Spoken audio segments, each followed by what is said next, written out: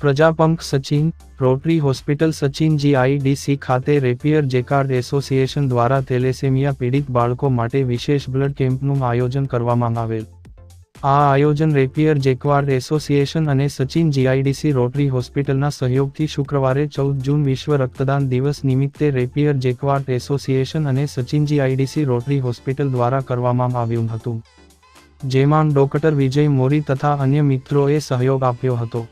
વિશ્વમાં 14 જૂન એટલે વિશ્વ રક્તદાન દિવસ તરીકે વિશ્વમાં અલગ અલગ રક્ત માટેના કેમ્પો યોજી મનાવાય છે.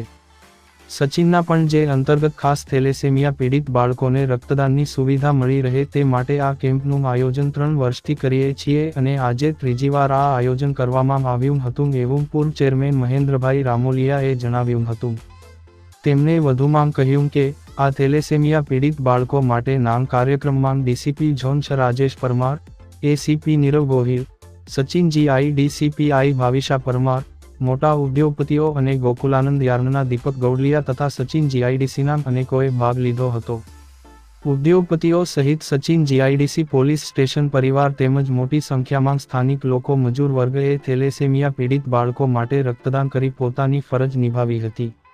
લોકોએ રક્તદાન કરવું જોઈએ. આજે અને પ્રથમવાર રક્તદાન કરનારાઓને સન્માનીએ છીએ.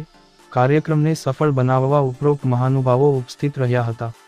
આ ઇવેન્ટમાં સુરતમાં Lakshmi villa, diamond industrial park અને હોજીવાલા ઇન્ડસ્ટ્રી, ઉભેલ ઇન્ડસ્ટ્રીયલ એરિયા સહિત રેપિયર યુનિટ ચલાવતા લોકો મોટી સંખ્યામાં હાજર રહ્યા હતા.